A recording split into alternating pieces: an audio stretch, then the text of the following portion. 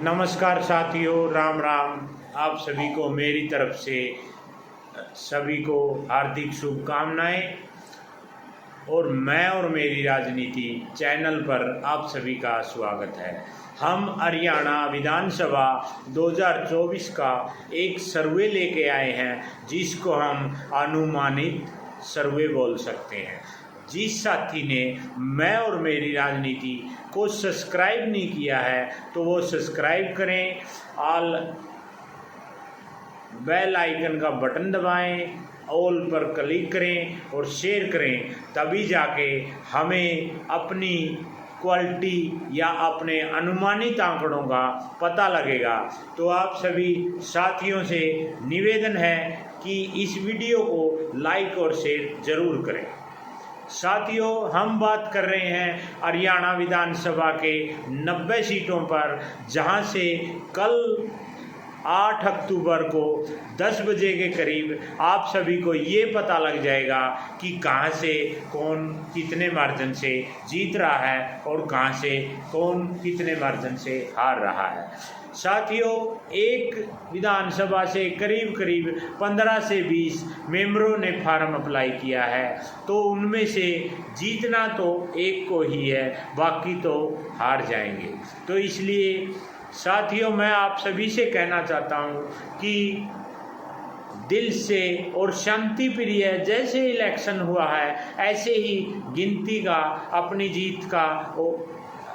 अपनी जीत का जश्न मनाना। ये नहीं समझना कि हमने बहुत कुछ कर लिया, क्योंकि इलेक्शन हर 5 साल में आते हैं और भाईचारे को बिगाड़ने की कोशिश करते हैं। तो आप सभी से हाथ जोड़कर निवेदन है कि कल गिनती होने के बाद कोई हुड़दंगबाजी या आपस में जल्दबाजी या गाली गलौज नहीं करें। तो आप सभी से नम्र निवेदन है कि आप सभी भाईचारे को कायम रखें। साथियों, हम आज बात कर रहे हैं 90 विधानसभा सीटों के सर्वे की, जो हमारे अनुमानित आंकड़े हैं। तो 90 सीटों में जहां पर बीजेपी और जेजेपी की 5 साल की सरकार से पब्लिक परेशान हुई है, उसी के आंकड़े के आधार पर आज हम बातें करेंगे। हमारा जो अनुमानित आंकड़ा है उसके अंदर बीजेपी जेजेपी दोनों फेल होती दिख रही हैं। थोड़ा बहुत वोट बैंक इनेलो का बड़ा है, जिसके अंदर कुछ सीटें निकालने में सक्षम होगी इनेलो पार्टी और बीएसपी गठबंधन। तो आप सभी को बता देते हैं कि 90 विधानसभा सीटों में से 12 से 15 सीटें बीजेपी को मिलती दिख रही हैं हमारे अनुमानित आंकड़ों के आधार पर। कांग्रेस को 65 से 70 सीटों के आधार पर हम जा रहे हैं, क्योंकि इतनी सीटें कांग्रेस को मिलती हुई नजर आ रही हैं। आप पार्टी यानी आम आदमी पार्टी को 0 से 1 सीट मिलने का अनुमान है। इनेलो और बीएसपी मायावती की पार्टी को 5 से 10 सीटें मिलने का अनुमान है। जेजेपी और जो उनके साथ नई पार्टी लोकसभा में आई थी चंद्रशेखर की, उसके साथ गठबंधन से उनको 0 से 0 ही मिलने के आसार हैं, यानी कि जेजेपी को 1 सीट भी विधानसभा में नहीं मिलने के आसार हैं। अन्य जो निर्दलीय हैं उनको 5 से 8 सीट मिलने के आसार हैं। तो दोस्तों, कल आपको पता लग जाएगा कि हरियाणा में कांग्रेस का सीएम कौन होगा, नया चेहरा होगा या भूपेंद्र सिंह हुड्डा होगा। यदि कांग्रेस पार्टी का आपके साथ गठबंधन होता तो करीब 80 से ज़्यादा सीटें जीतने के आसार थे, जो कि आंकड़े लगाने बहुत ही अलग हो जाते, क्योंकि जहां से कांग्रेस हारेगी बीजेपी जीतेगी, वहीं से आप इसका मेन फैक्टर होता दिखाई दे रहा है। क्योंकि लोगों की लड़ाई किसान और बीजेपी की है, जिसके अंदर बीजेपी की लहर के अंदर वो अपने आप डूब जाएगी और किसानों की आंधी जो कांग्रेस के साथ है वो जाती दिख रही है, चलती दिख रही है। यानी कि बीजेपी किसानों की आंधी में डूब जाएगी और जेजेपी को साथ में लेके गोता लगाएगी।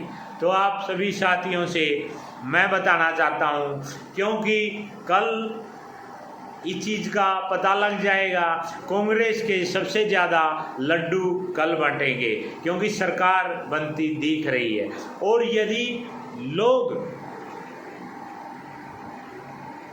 इसके अलावा यानी हमारी सोच से विपरीत वोटिंग की है तो उसके अंदर भी चेंजिंग हो सकता है। ये दूसरा आंकड़ा भी उसके साथ है, उसमें यदि कुछ चेंज होता है हमारे आंकड़ों के आधार पर तो करीब करीब बीजेपी को 30 से 35 सीटें भी आ सकती हैं, यदि लोगों ने नहीं बोलते हुए वोट बीजेपी पार्टी के समर्थन में किया है तो भी कांग्रेस की 38 से 42 सीटें आने के चांस हैं।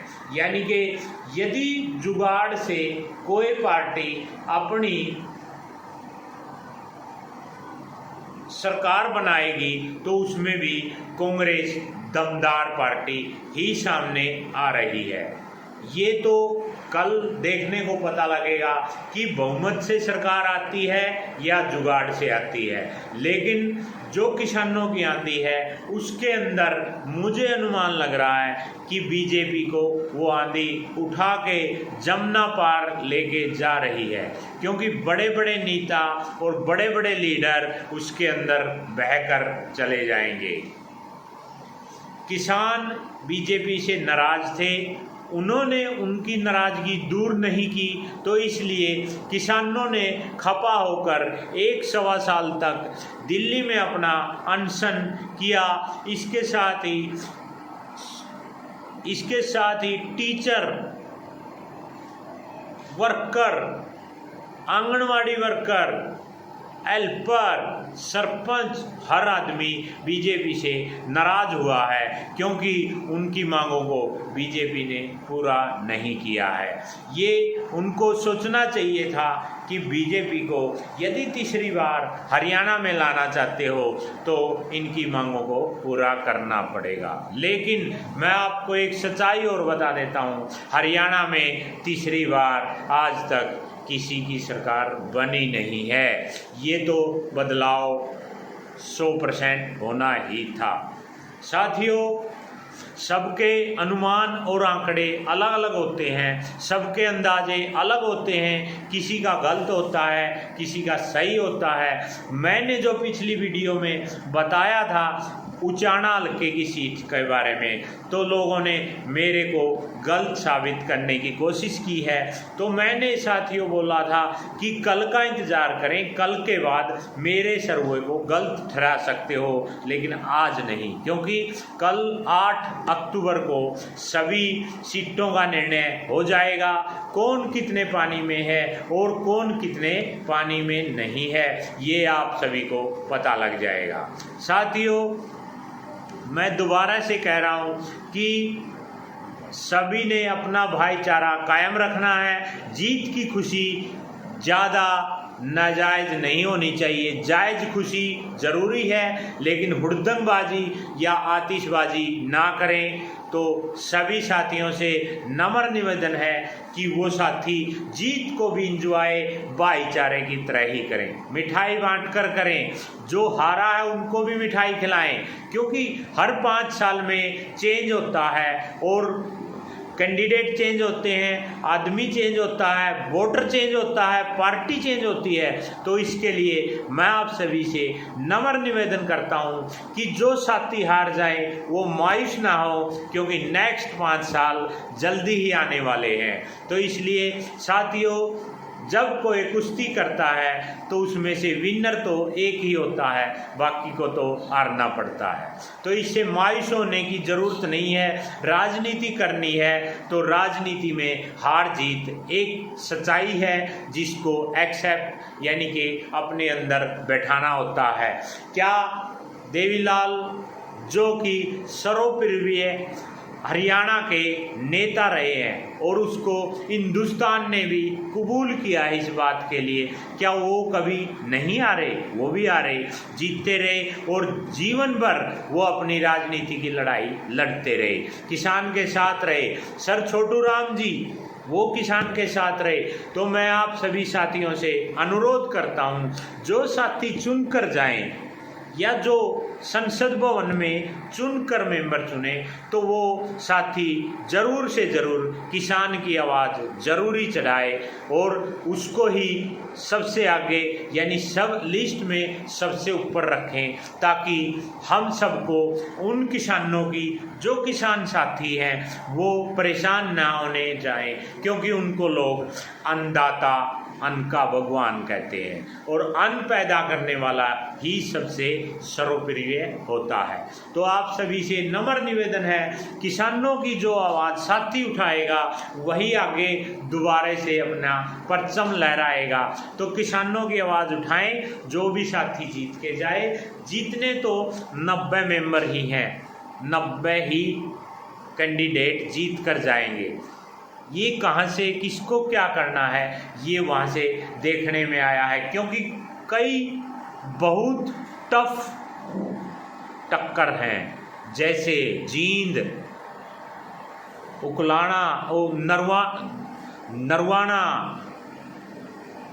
नारनौंद, ये स्पिद्दो, इन जगह पर बहुत ही फाइट होने वाली है कल के मैदान में। तो आप सभी से नम्र निवेदन है कि जीत को भी शांति और प्यार से मनाएं। तो सभी साथियों को मैं दोबारा से निवेदन करता हूं कि मेरे चैनल को, मैं और मेरी राजनीति को सब्सक्राइब करें, बेल आइकन का बटन दबाएं, शेयर करें, लाइक करें।